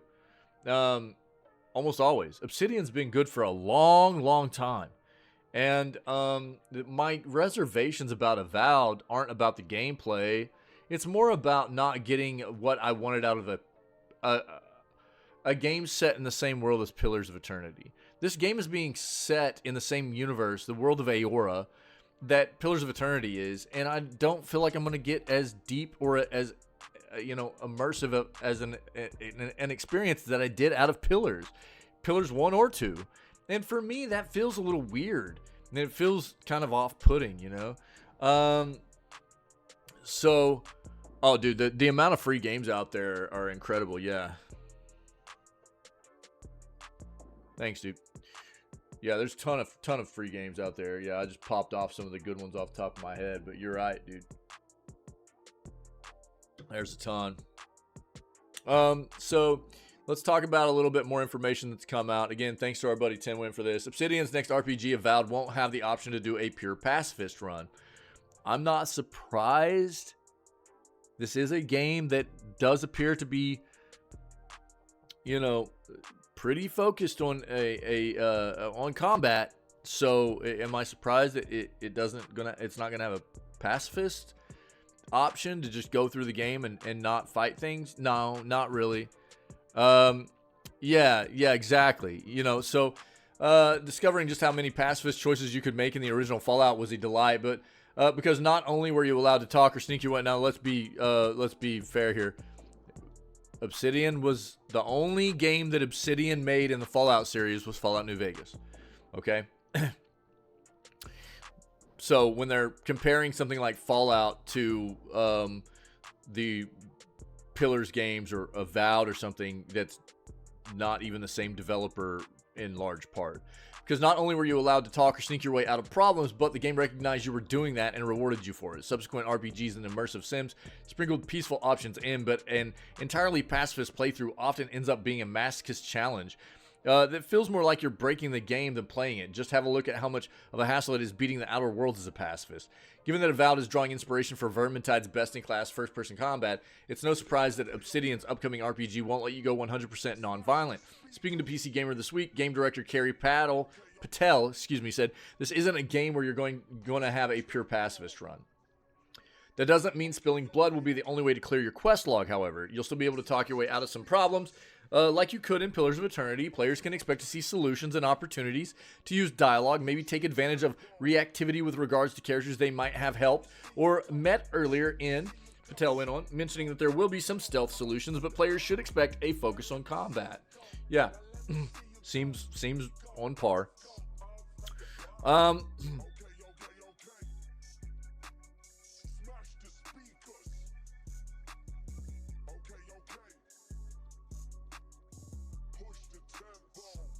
Yeah, though Avowed won't let you go full Gandhi, it sounds like giving you freedom and how it lets you explore and approach problems is one of Obsidian's aims, as it should be.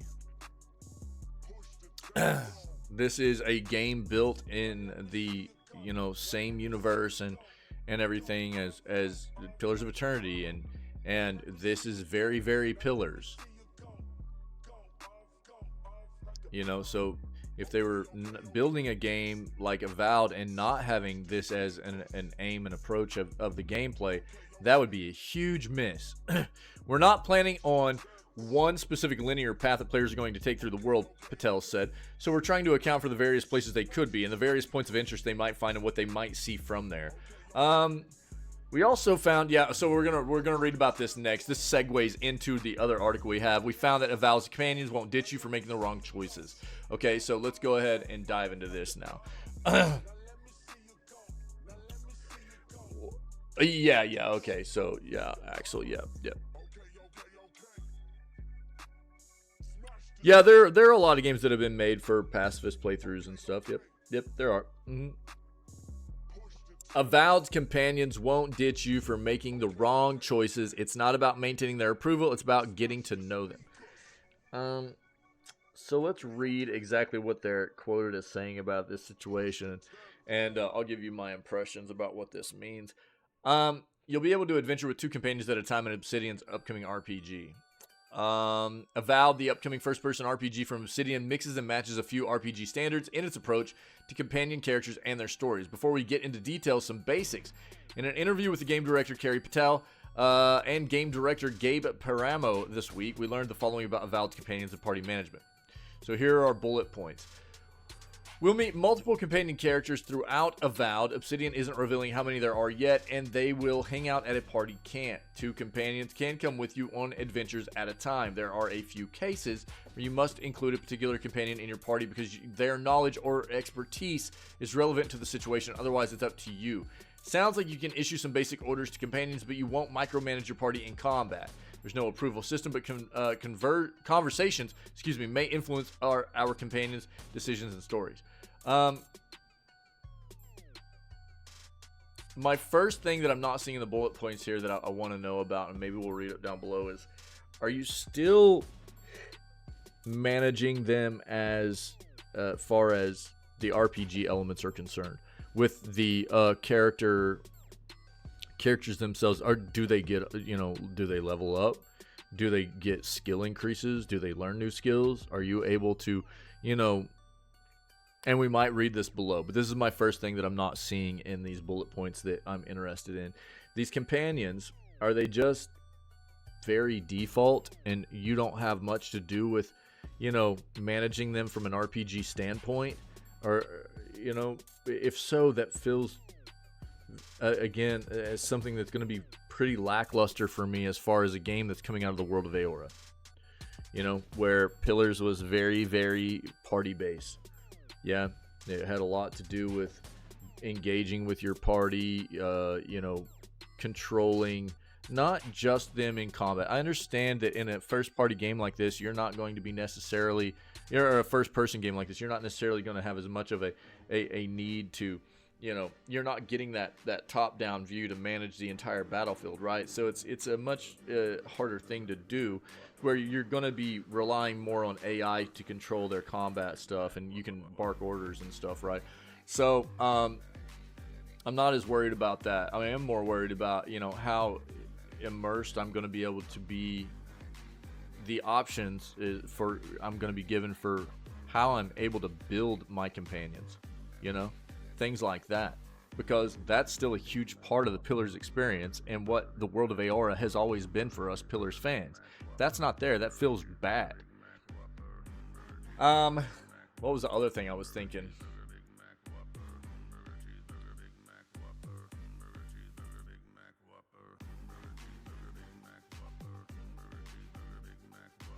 I'll get into the other thing I was thinking here in a second.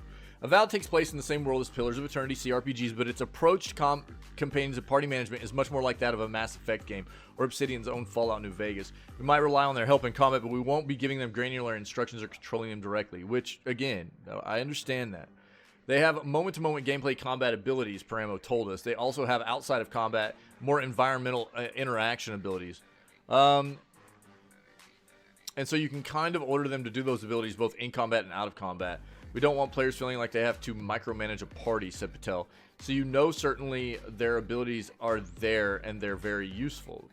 You're not going to be pulling up pause and feeling like you have to move them around every 30 seconds. Story-wise, companions will each have a personal arc, said Patel. They'll all be involved in each playthrough. It's not like Baldur's Gate 3 where you can walk by a hand sticking out of a portal, shrug it off, and leave Gel to his fate. You mean cut it off, right? You mean cut it off? Bro, we cut his hand off. First we slapped his hand, and then we cut his hand off. And only later on did I find out that that was actually somebody that could have been a companion. You can recruit some of them a little bit earlier or a little bit later, but they will all join your party by certain known points of the game, said Patel, which allows us to weave them a bit more intricately into events, conversations, and all of the action that's happening. Okay. As has been so popular in Baldur's Gate 3 recently, the party camp will be a place for heart-to-heart conversations. Don't expect romance, though. It didn't come up in our interview, but it's not really Obsidian's thing, and there won't be an approval system that makes companions like the player character more or less. You definitely have quest-based interactions with companions. They each have their own personal arc. As with all of our games, talking to them through that arc and influencing them down a particular course or another shape, or another can shape what their story is and maybe how they see some of their personal challenges. We didn't go with a strict approval system. We didn't want to make players feel like they had to choose the right options in order to maintain their companions. So it's not about maintaining their approval. It's about getting to know them, building relationships with them, and finding points of commonality and strength where they're learning things from you as the player character, and you're getting a little bit of their perspective on the world.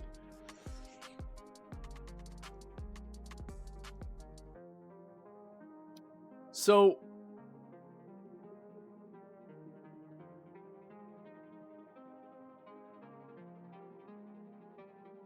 See, Axel, I think I'm not as big of a fan of how New Vegas does handle companions. I want a little bit more immersion as far as companions go. New Vegas is an older game too, so I understand they were limited more back then than they are going to be today on the way that kind of stuff is handled. But I want more of a say in the direction my companions go, even if they're already determined to be a certain class or whatever. You know, as you know, I like the more immersive RPG experience with the level up process, being able to help them determine what kind of play style they're going to have, even if it's even if it's, say, a fighter or a knight or something class. You know, it's like, okay, well, are they going to be a sword and board kind of knight where they're more defensively based, or are you just going to, you know, give them an absolute, you know, two-hand, you know, go bash and fill, where you can give them a big old two-hand flipping sledgehammer, you know what I mean, where they're just going to go bashing things and give them skills that feel more appropriate to that kind of playstyle. You know, I like to have more of a say in how my companions level, the spells they'll use, the you know. So if the game isn't fleshed out like that, and again, I mean, we're talking about also a world being built, a game being built around the world of Aora, right? The Pillars of Eternity universe, where most of us have already had an experience or two in this universe, in what it offers as far as an RPG experience. And when we're talking about what they're providing with Avowed, I'm continuing to have worries, right? Let's see what Timwin says here. The fact that they can't leave makes me see, I was getting ready to talk about that too. Like, the companions are very flat, won't be as impacted by your actions as in Pillars. Exactly.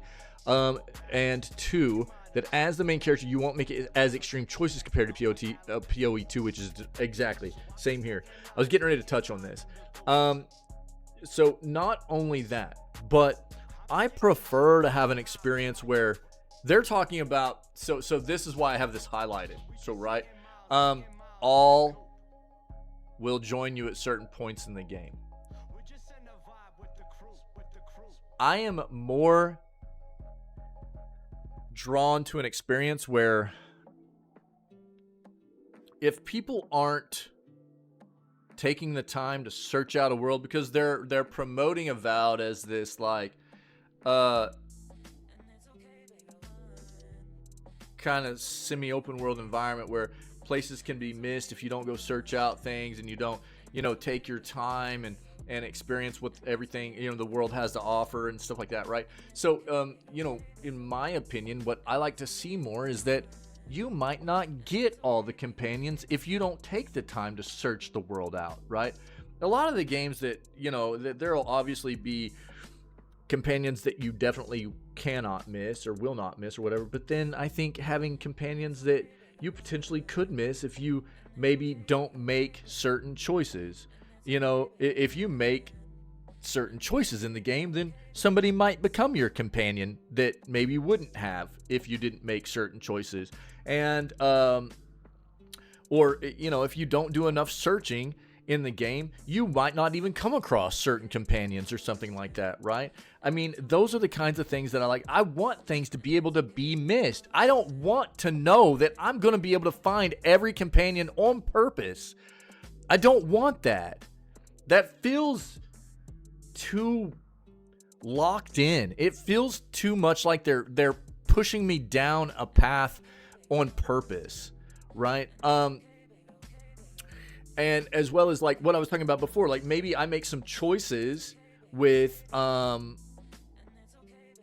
Timwin's saying, you know, the fact that they, you know, you can't, you know, piss companions off to where they're like, I don't want to be a part of this anymore. It feels, it's starting to sound flat. That's a great word for it, dude. It's starting to sound very flat. It's starting to sound not immersive enough. And look, I mean, for me, I'm not normally worried as much about my companions' reactions as I am playing the game for the kind of character that I'm trying to build myself. If my companions are aligned with that, fantastic. If not, get wrecked. You know, because I'm playing the game for my experience, for my character. And if all the companions aren't cool with that, dude, Pinky and I ended up with like 2 companions left in Baldur's Gate 3. And the rest of them, we were like, fine, get out, dude, who cares? You know, but that's the way, it feels more immersive that way. It feels more immersive. It feels more real. So I continue to have worries. The more I hear about Avowed with what it's bringing to the table here. Let's see what Timwin's saying here. Random vote time. Let's. Did I just get that chicken, dude? Man chicken, yeah. Don't get the idea of maintain approval. That isn't the thing you do. Right. It is about maintaining. It's about, hey, if you do something really harsh, people will not like what you... Yeah, exactly, dude. Exactly. And that's what I was getting at. Like, maybe there, you know, what I would prefer to see is even, you know, maybe, you know, between certain actions that you take, you come across certain NPCs in the world. Maybe there is the option of a specific NPC that you've been, you know, quest lines have been revolving around, and if you take certain actions revolving around that quest line, maybe somebody in your party gets pissed and leaves, but maybe this other NPC, depending on you taking specific actions or in regards to them, they decide to become part of your party. That's more of an immersive experience? That's more the kind of thing that I want to see in these games moving forward. You know what I mean? Rather than it being like, well, don't worry, because you're not going to miss a single companion in this game. You know? That sounds so dull and boring. And don't worry, because they also won't ever leave your side. You know, I was like, what? That sounds terrible.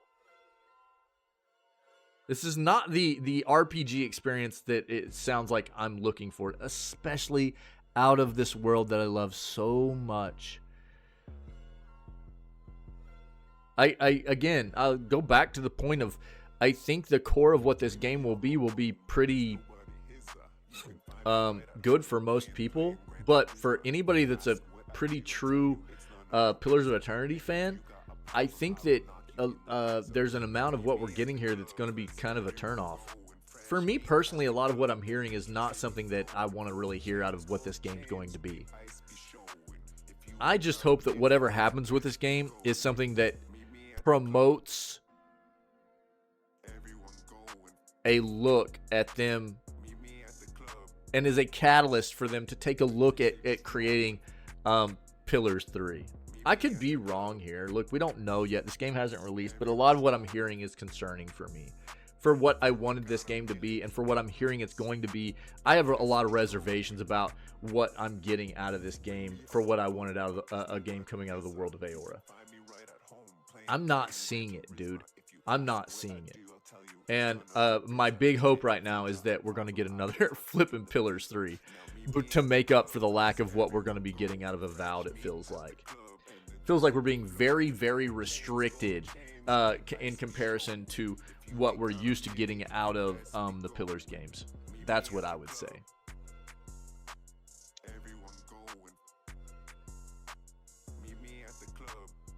Timwin, thanks, buddy. Appreciate it, man. I'm not gonna play that game on release, dude. I know that you know, like Sykes planning on playing it. There's some you know, I don't know if you are or not. Are you gonna play it? You planning on playing it on release?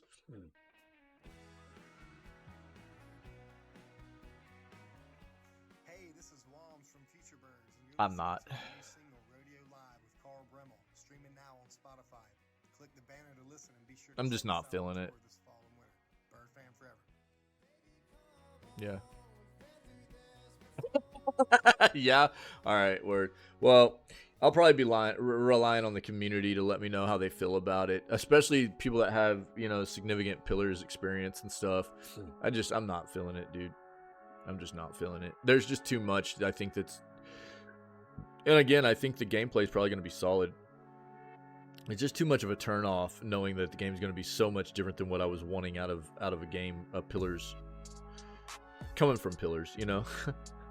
it's so it makes me sad. It makes me sad. God dang it.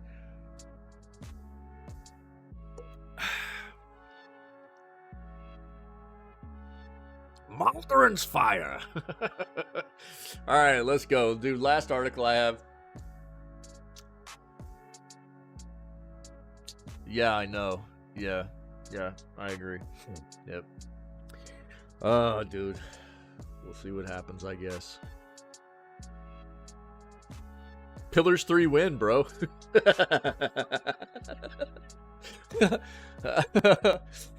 Oh, man.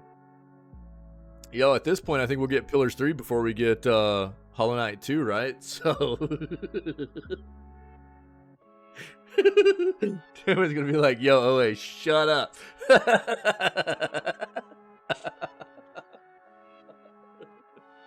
Oh, bro, we're dying. All right, dude, this is the last article I have. So let's talk about this.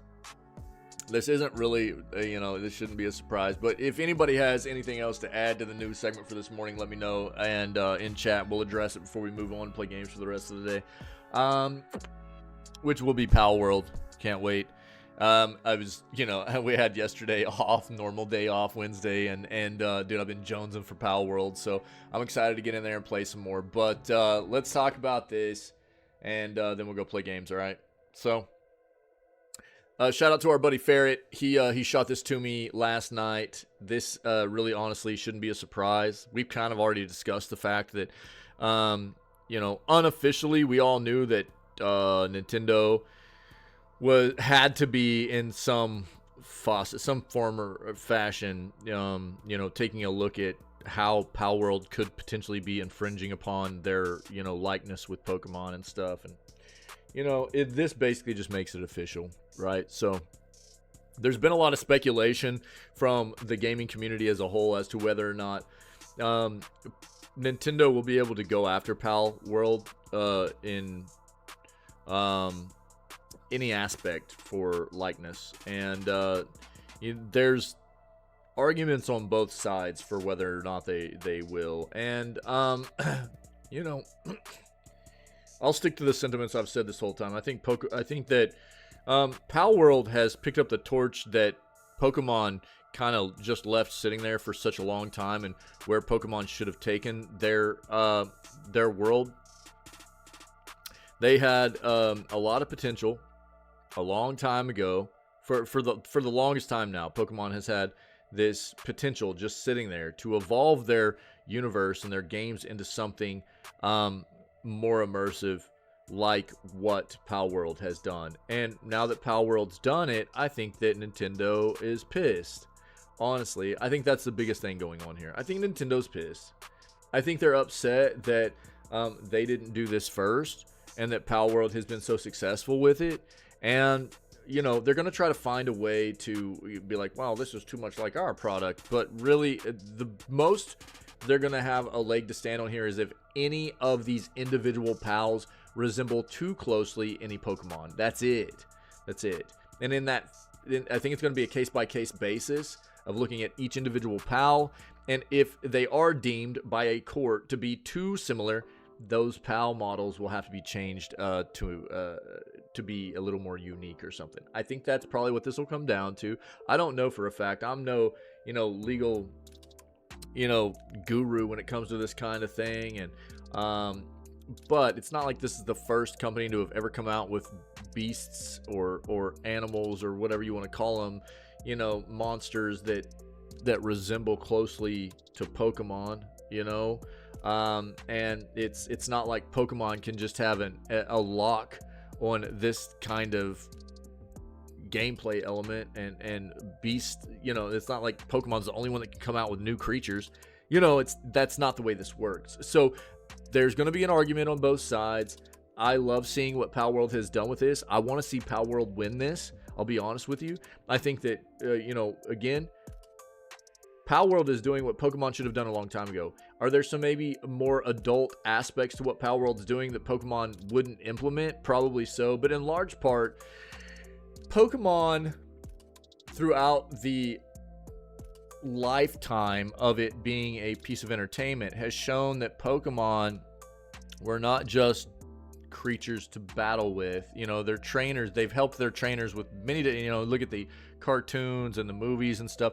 They've been things that have been useful as companions in many other aspects other than just battling. And why Nintendo has not decided to move into a genre more closely aligned with what Pal World is doing, I have no idea.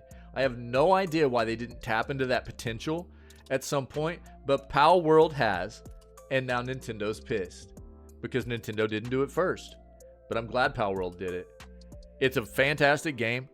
I think that I want to see them continue to succeed. It's an indie developer. We love our indie developers. They're always doing great things, you know, and really laying a foundation for standards and things like that in the industry, and giving us something to support other than the scummy giant corporations that we are constantly trying to railroad us as consumers. And, you know, so it's cool to see. And I honestly want to see Pal World continue to thrive and evolve and give us something that honestly Nintendo should have given us a long time ago in many aspects anyways. But the Pokemon Company releases a statement about Pal World, says it intends to investigate, take appropriate measures to address any acts that infringe on intellectual property rights related to the Pokemon. So again, I don't think we even really need to read all this other than in a statement you can read on its official corporate website in both Japanese and English. The Pokemon Company has addressed other companies' games in a way that is clearly referring to Pal World. The statement in full reads, quote, "We have received many inquiries regarding other companies' game released in January 2024. We have not granted any permission for the use of Pokemon intellectual property or assets in that game. We intend to investigate and take appropriate measures to address any acts that infringe on intellectual property rights related to the Pokemon. We will continue to cherish and nurture each and every Pokemon and its world and work to bring the world together through Pokemon in the future." The stance basically reads as, we're going to take a long, hard look at all the stuff you've been doing under this rock. If we don't like it, we're going to crush you, which sure is a weird one to follow with. We will continue to cherish and nurture each and every Pokemon in its world. What is essentially a legal threat, flipping to a paternal promise is as jarring a juxtaposition as, say, giving guns to Pokemon. Yeah, we'll have to wait and see. Again, we all knew this was coming, right? Everybody knew that this was going to be something that was happening, and it was already set in motion on the release of Pal World. It just hadn't been made official until now. So, not necessarily huge news. It's just official now. But I don't really see Pokemon Company and Nintendo having a huge leg to stand on here. It might be a case-by-case basis where, again, these pals need to be altered to be a little bit more unique on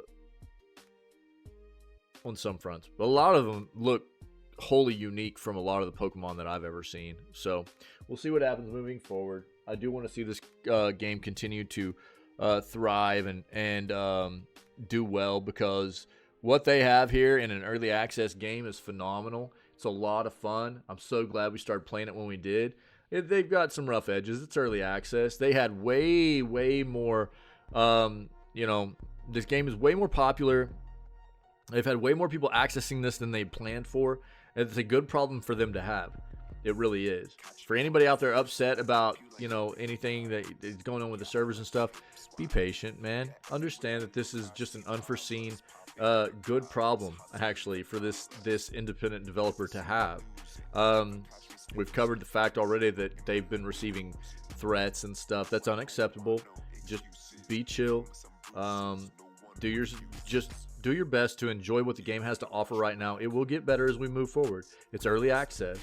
Just understand that, okay? But that's the news, my dudes. Let's get ready to play some Pal World for the rest of the day. Oh, I'm so excited. I'm like a little kid right now, dude. Well, I mean, I'm usually act like a little kid, but I'm all like, I'm hyped, boy. I'm hyped up, you know. I'm ready to go.